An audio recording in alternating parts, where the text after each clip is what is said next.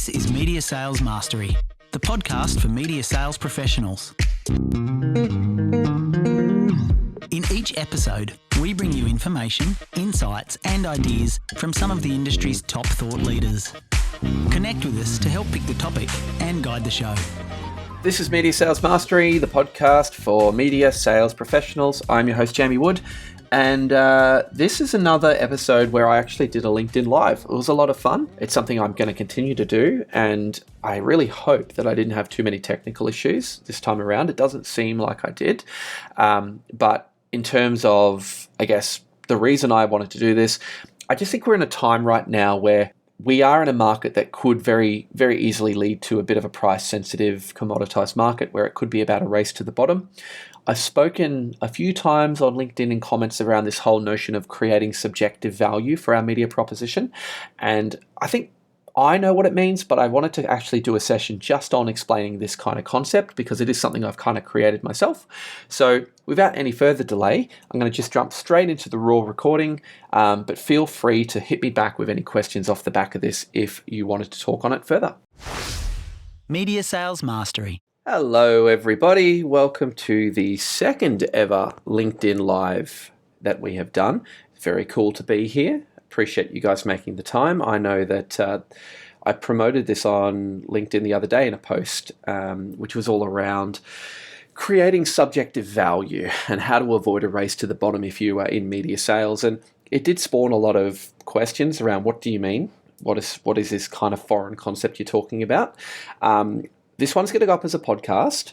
Hit me with questions in the chat throughout, but just to recap, the topic I'm covering today is called Creating Subjective Value, How to Avoid the Race to the Bottom.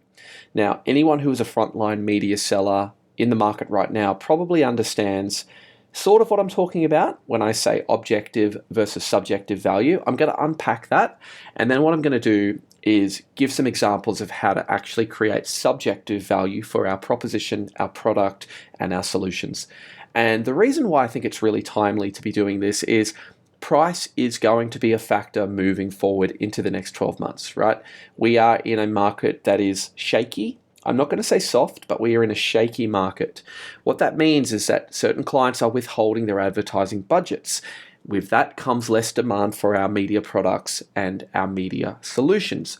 What that means is that there are more publishers competing for finite revenue opportunity in the market, and this naturally leads to downward pressure on yield. It leads to supply and demand being incongruent with each other, and in order to be successful to secure revenue or to take share out of the market, media salespeople and publishers will be quite aggressive in their pricing strategies.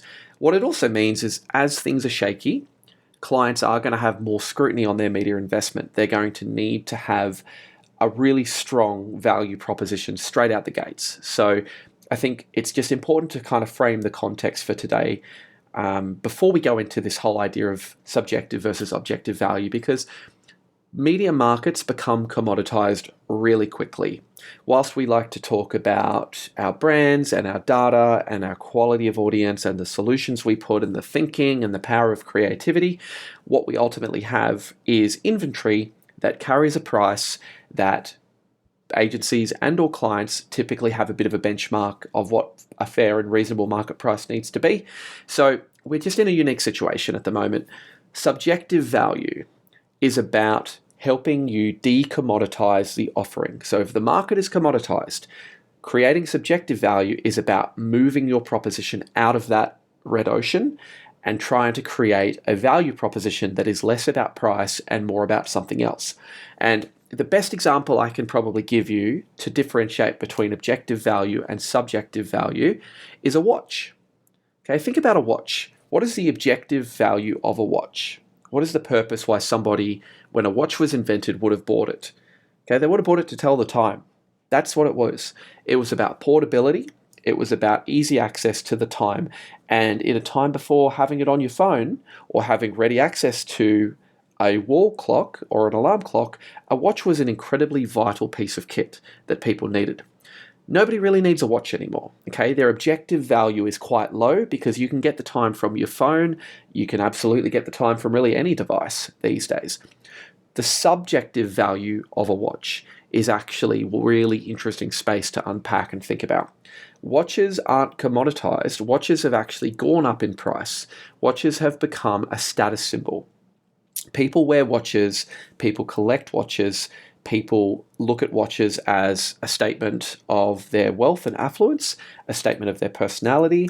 People enjoy collecting them. People enjoy the aesthetics and the design. Some people enjoy the engineering. Some people enjoy the functionality. Somebody who has a watch that can be read 1,500 meters under the water is a very specific type of buyer, but that is subjective value to that particular consumer. So an advertising customer has objective reasons for buying media, and they have subjective reasons for buying media. Objective reasons are, I need to move product. I need to connect with this particular audience.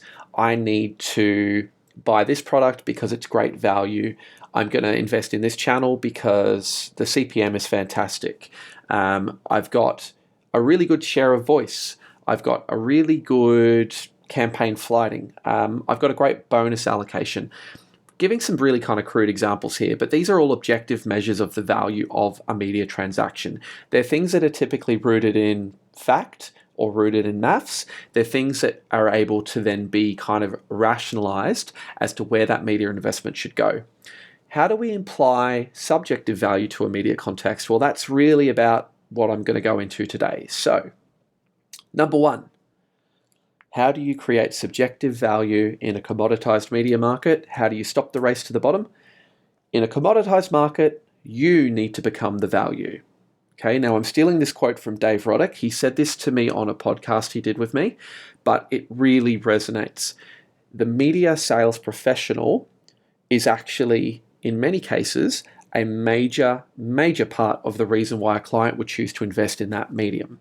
Now, there are things that you need to bring to that relationship with your customer that create value, create subjective value for the product you are selling.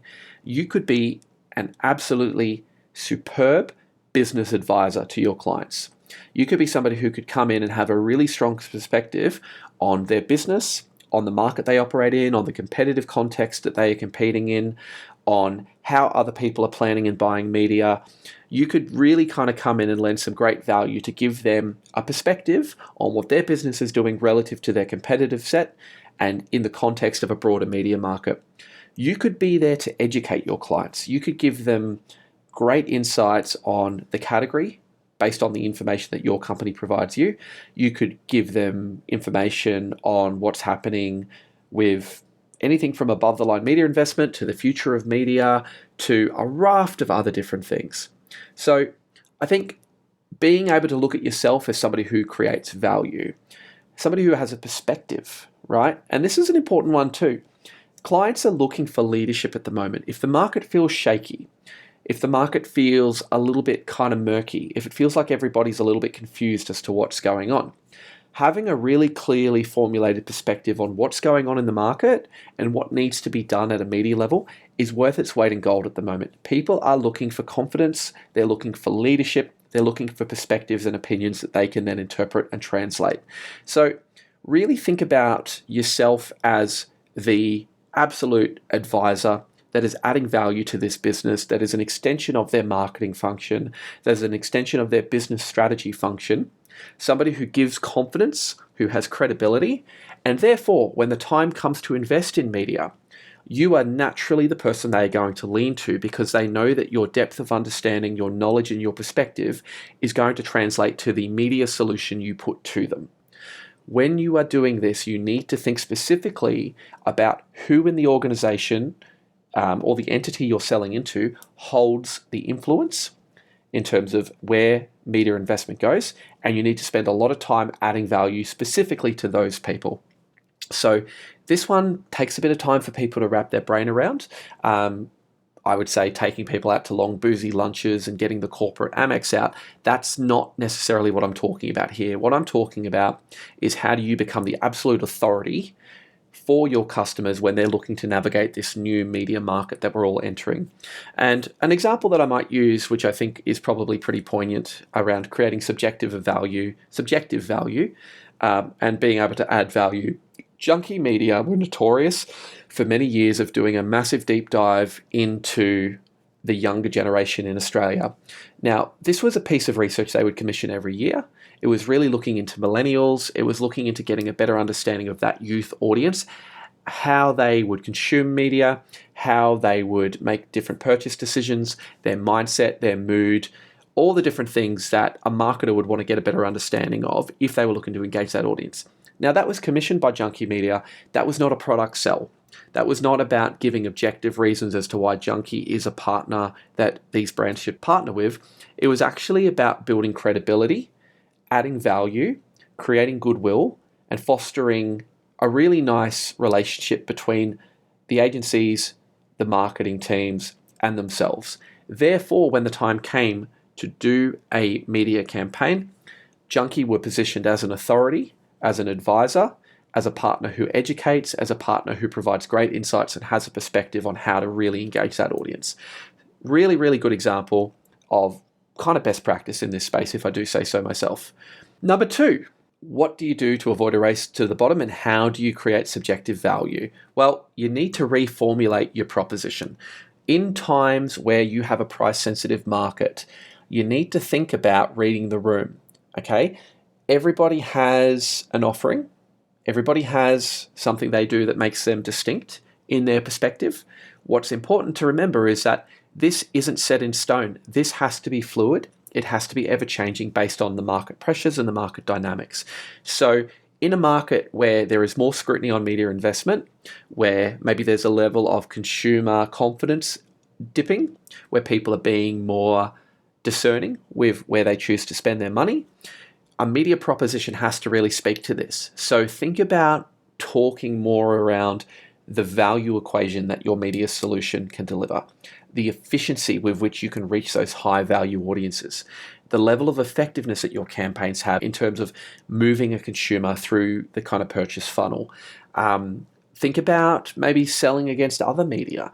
Do you offer a way of reaching a particular audience more cost effectively than another medium type might be reaching them? Do you offer a unique environment? Do you offer something that could really be advantageous for a client to invest in the current market?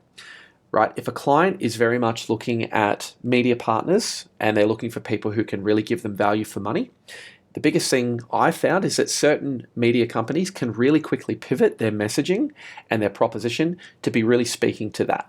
So that would be something to really think about. The other thing is, don't be afraid to kind of leverage a client's desire for lower cost. If a client wants a lower cost of media, don't think of that as them just being a rate sensitive client. Don't think of that as bad behavior. There's clearly a rationale and a reason as to why they need to show those savings and why they need to acquire media at a lower cost.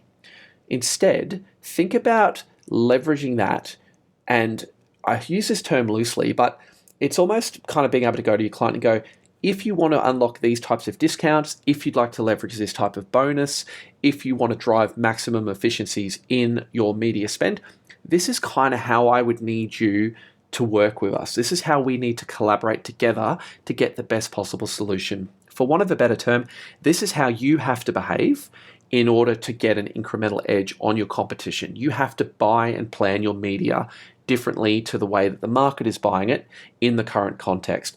That could be anything from buying further out. That could be something as simple as agreeing to some extended cancellation deadlines. It could be them agreeing to spend a certain amount of their budget on a particular piece of inventory or a particular product that you need them to. There's a lot of different mechanisms or leverage points here. So when it comes to thinking about, avoiding that race to the bottom and creating some subjective value, it really comes down to how do you reformulate your proposition? How do you go to market with something that really feels like it's speaking to the zeitgeist of the market right now?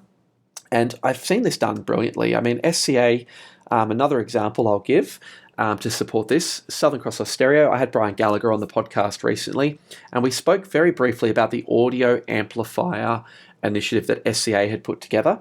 That is a really great example of showing how stacking different audio assets together can deliver an incremental audience gain for a fraction of the cost.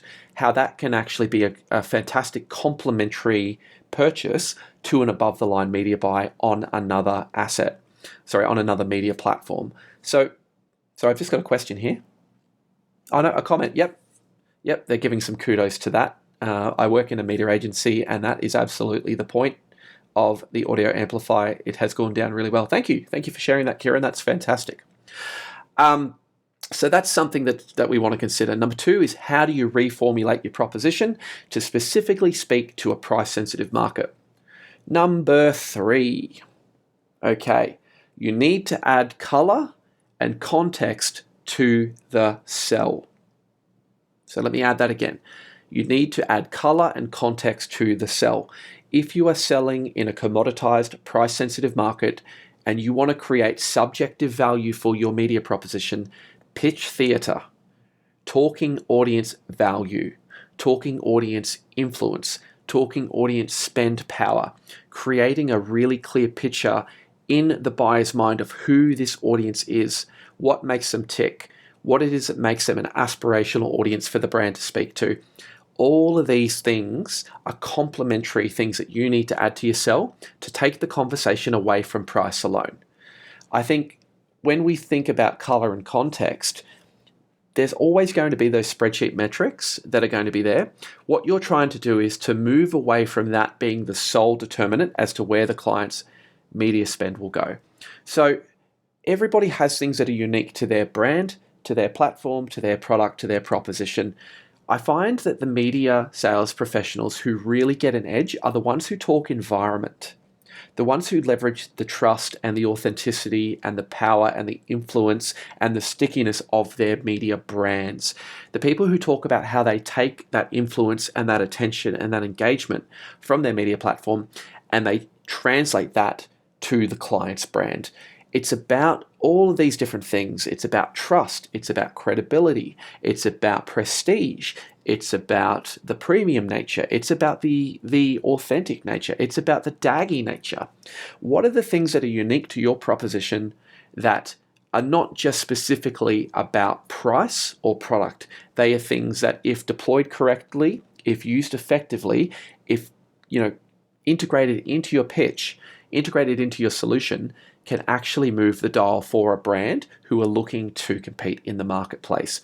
And I think the goal here is always to think about what is something that, if I'm reviewing 3 or 4 publishers' solutions that they put forward, what's the 1 or 2 things that I have that are unique, that's distinct, that are really difficult for the client to actually walk away from in favor of going with another partner.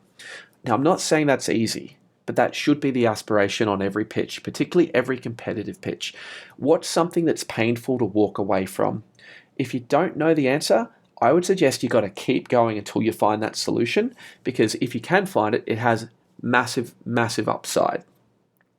And I think the other part too, when we're thinking about this, is everything on the plan has to play a role. Okay, so if we're in a market where it's about streamlining the buy, it's about efficiency, effectiveness, it's about value, think about what you're putting on the plan. Think about the context that you sell, right? Everything on here is absolutely aligned to the strategy that you're looking to put into plan. Everything we're putting forward is about achieving the objective that we agreed we need to solve here. Nothing here is ancillary. Nothing here is going to create drag. That's another one too, right? If resources are tight, if there's scrutiny on media budget, if CMOs and marketing teams or agencies are expected to do more than before, don't create more work for them. So many great ideas, so many great pitches have fallen down when the implementation burden that is put back onto the agency or client is overwhelming or not palatable for them to be able to do. Okay, really think about making sure that you remove those post-sales fulfillment barriers too, and incorporate that into your sell. Hey, listen, I'm sure you've probably been wowed by a bunch of great ideas from clients. One of the things that we wanted to really make sure was critical to our solution was that this is streamlined, that this is absolutely aligned to your core objective, and that this is easy to execute, that this is a turnkey solution for you guys. One campaign implementation form, a couple of assets, a couple of credit lines. We'll manage the whole post-sales fulfillment for you. We'll monitor in real time. We will send you campaign updates as they go live. We're going to take as much of this off you as you can so you can focus on what you need to. That's adding color and context to the sell. That's vital context in a market where there is downward pressure on resourcing and there's focus on doing a lot of things. So number 3, add color and context to the sell. This one is one that is not worth overlooking, guys. Do we have any questions so far? Got some comments in the chat. Thank you, Nedra. Just trying to understand this one. Leverage the client's desire for lower cost. What do you mean by how to behave? Okay, so that's going back. Sorry, you may have joined us a bit late there. When we were talking about reformulating your proposition, one of the things I was talking about is if a client's looking to drive a deep discount and they're looking to get a lower price point on their media, then you can actually utilize that for some different things. Things such as asking them to commit longer term, say to a longer term contract, asking them to plan further out so that you get more forward visibility on what your pipeline is and you can show some forward revenue. It's really just about letting the client know that if they really want to drive some lower cost, you can absolutely work with them as a partner to do that, but you can use that as leverage to obviously get some other things that you need in order to sell that internally. Does that make sense? Cool. Okay, great. Okay, let's keep going. Okay, number 3 is you need to add color and context to the sell. So I think that's pretty well summed up. Number 4, the last one, and I'm going to tread very carefully here because I don't want this to come across as salesmanship or trickery or anything that feels a little bit, shall we say, unethical, because it's not. But the heading is create competitive tension. Okay, what I mean by creating competitive tension is every client that you sell to operates within a competitive marketplace.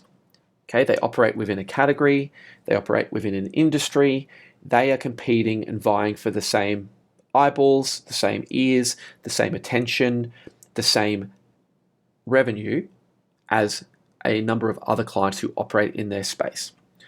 One of the things that's really key to creating subjective value for your media solution is showing how you are able to actually give that client a competitive edge in their category.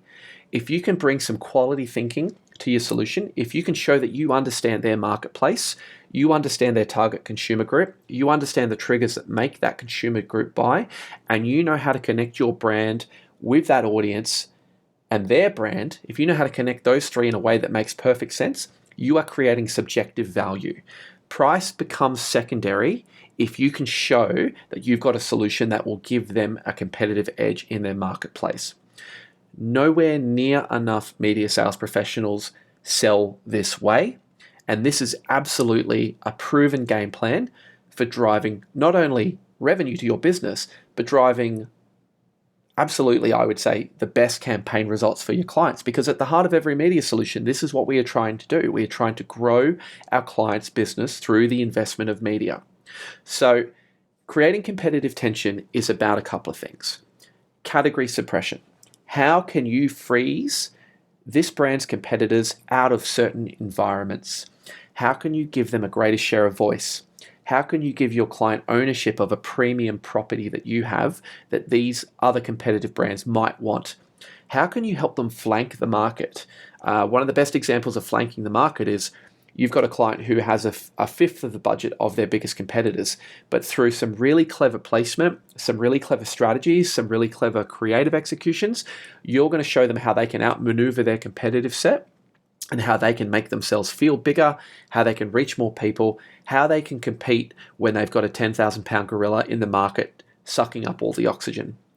One of the other things that's just really, really kind of timely is just like great insights into how the competitive set actually operate. Don't disclose anything commercially sensitive, right? This is a big one. Don't disclose how brands plan and buy media. Don't disclose anything that you would feel is crossing the line in terms of sharing information, but speak broadly. If there's a trend that you identify around how a particular category or industry plans and buys your medium, if there's sort of a playbook for how they build their campaigns, if there are some common themes that you're seeing, don't be afraid to share that with your client, right? That creates competitive tension. That absolutely creates subjective value, because what you're able to then do is show how you can take that playbook and you can actually create a bespoke solution for your client that is somewhat outmaneuvering what everybody else does.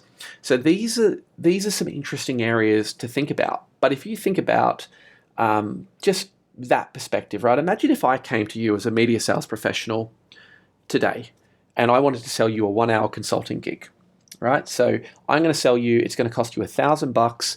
You're going to spend an hour with me and I'm going to sell you a consulting session.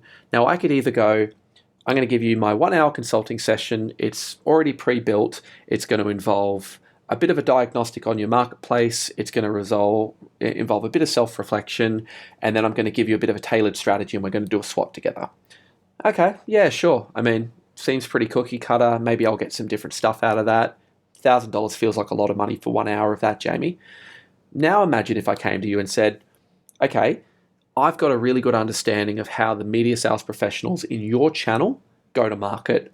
I know how they actually sell. I know their playbooks. I know the products they focus on. I know the way that they engage their clients. I know what their clients like about buying from them. I know what their clients probably want more from you for. I'm going to give you all of that information, and then you and I are going to formulate a strategy to make you win in this marketplace.